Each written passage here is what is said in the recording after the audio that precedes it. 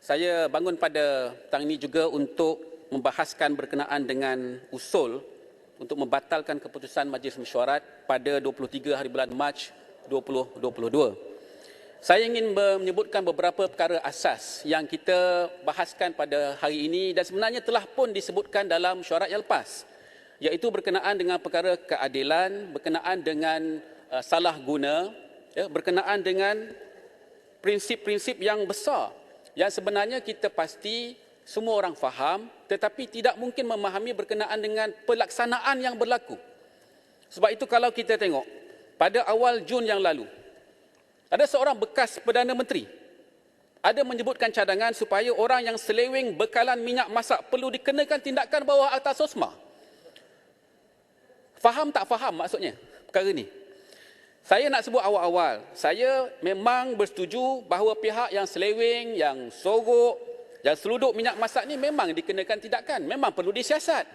Tetapi janganlah sebut mudah-mudah untuk menggunakan Akta Sosma. Kita ada undang-undang yang banyak yang lain. Ada perundangan yang lain yang kita boleh gunakan. Akta kawalan bekalan, akta kesalahan kecil, akta immigration, macam-macam cara undang-undang yang boleh digunakan. Tapi yang curi bilion-bilion ringgit, untuk kesenangan poket kawan-kawan sendiri, yang ini tak pula disebut boleh dikenakan Sosma. Walaupun saya memang tak setuju untuk digunakan Sosma. Tetapi itu menggambarkan bahawa kita memberi satu persepsi yang salah kepada masyarakat, kepada rakyat. Saudara saya sekalian, ahli-ahli berhormat, pada Mac tahun ini juga, tadi rakan saya daripada Hang Tuah Jaya sebutkan bahawa Ketua Polis Negara sendiri telah menyebut dalam kenyataan beliau, PDRM sedia akur dengan penolakan penggunaan subsection 4/5 Sosma dan menggunakan akta dan peruntukan sedia ada yang lain untuk kesalahan di bawah akta ini. Maksudnya boleh.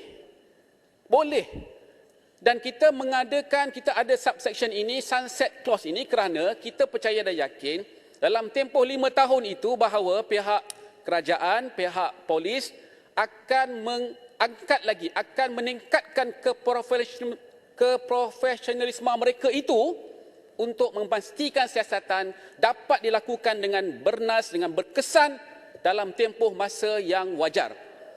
Jadi, kalau kita lihat dari segi tempoh masa, ya, saya faham. Penetapan subsection ini digunakan untuk membantu siasatan pihak polis, untuk mengelakkan orang dalam siasatan melarikan diri, dan untuk memastikan chain of evidence dengan izin itu tidak diganggu. Saya faham, betul. Dan telah disebutkan, kita pun dengar taklimat semalam. Ia ini digunakan kepada jenayah terancang, geng Chandran, geng Niki dan sebagainya. Tapi itu sebab-sebab teknikal.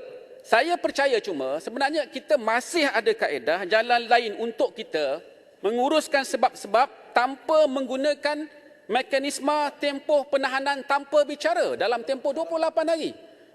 Syah Alam nak cakap? Boleh diizinkan? Sila. Terima kasih. Boleh. Pihak sebelah sana dia bangga bahawa Sosma ni takkan digunakan terhadap orang politik. Dia tak faham bahawa kita mempersoalkan dari sudut prinsip keadilan.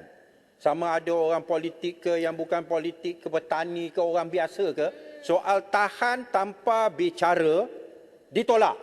Ini prinsipnya. Ya? Dan saya nak tegurlah tadi, bila dah tak boleh hujah, dia bawa monyet lah, dia bawa hujah tak ada agama lah. Jawablah hujah. Kita tengah berhujah, lawan hujah dengan hujah. Bukan dengan branding, labeling. So, diorang sebelah sana, diorang tak faham. Dia ingat, bila kita kata ada jaminan takkan digunakan untuk ahli politik, maka it's okay. No, it's not okay. Apa pandangan? Setuju 100% dengan Syah Alam. Tahan tanpa bicara melanggar prinsip asas hak kemanusiaan, hak Islam. Sebagai umat Islam juga, tahan tanpa bicara adalah satu kesalahan yang besar. Dan ianya merupakan satu perkara yang kita mesti banteras, bukan kerana kita tidak memikirkan tentang soal keselamatan, tentang ketenteraman awam. Tetapi kita kena seimbangkan antara keselamatan negara dengan pelanggaran hak asasi manusia. Mesti ada pertimbangan yang wajar yang diberikan. Dalam hal ini, 28 hari itu adalah satu masa yang sudah pun lama. Sudah memadai dengan adanya tahanan reman sehingga 14 hari. mereka boleh lagi ditahan, disiasat dalam tempoh tersebut.